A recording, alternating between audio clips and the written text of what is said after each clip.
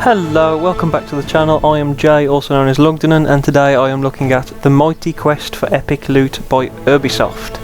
This is currently in a closed beta. It will eventually be free to play, but I paid about £8.50 to get into the closed beta.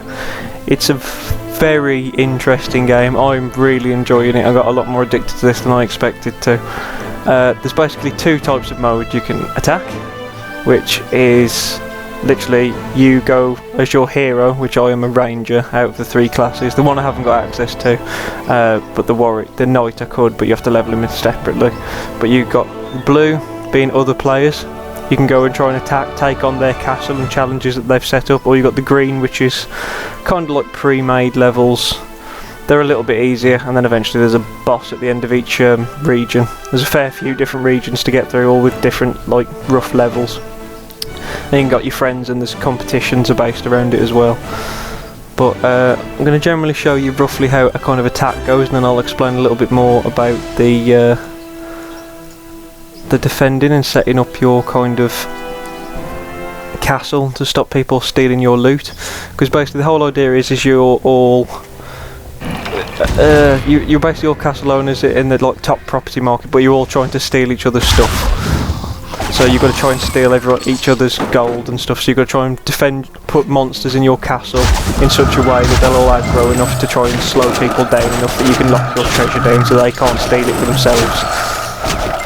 All the upgrades and all that kind of stuff are done in real time as well, so it does earn gold for you and whatnot while you're away, which is quite cool. You can customise your character in a multitude of ways. You've got all the usual like gear stuff. It's kind of similar to like games like Diablo and that kind of stuff in like the way the combat works and the loot and whatnot, and gearing up your character. Every castle you get, there's a timer up here in the corner. You have to try and beat the whole castle before that timer runs out, otherwise the treasure gets locked, and then that's it. You don't get the extra bonuses.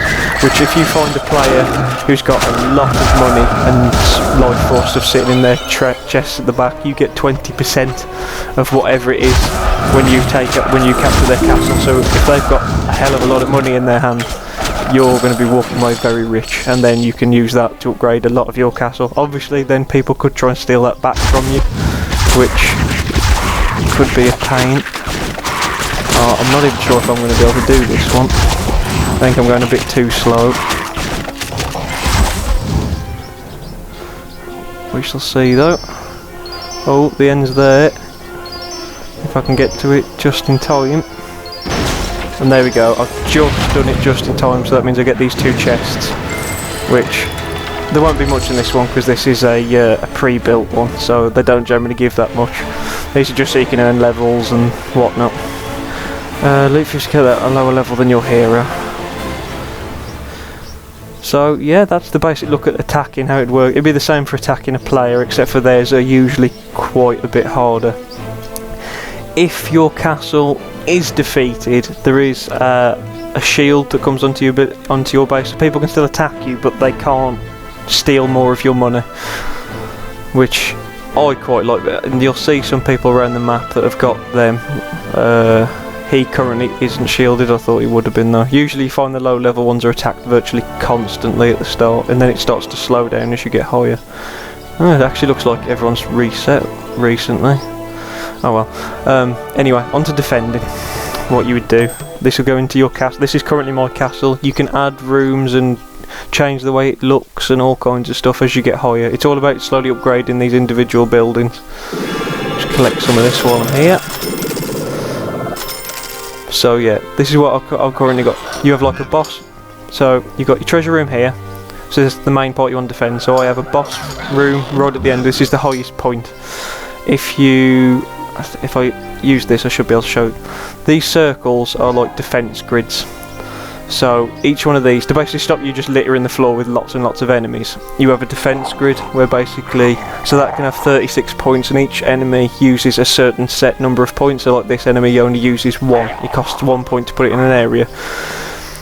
And then you have 115 total. that I'm allowed to put down. So at the minute I've reached that rank, so I can't even put him down, even though he could fit in this grid here.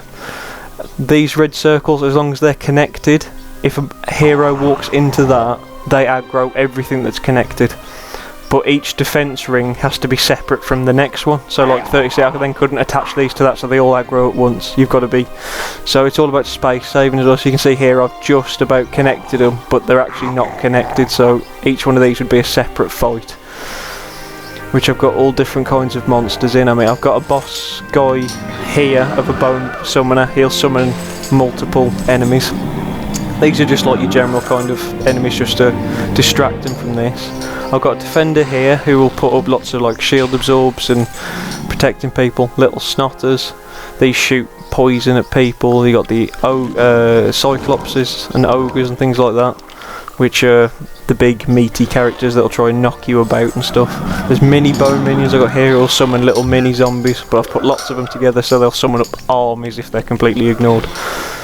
And then I've got me big boss at the end, who he just takes a while to take down, and obviously I'm trying to make people stay in this. Even if they beat the defences, I want them to stay in these rooms as long as they can, because if they take more than, I'm not sure how long my castle actually takes to get through, but huge cages will come down and stop them getting to my treasure.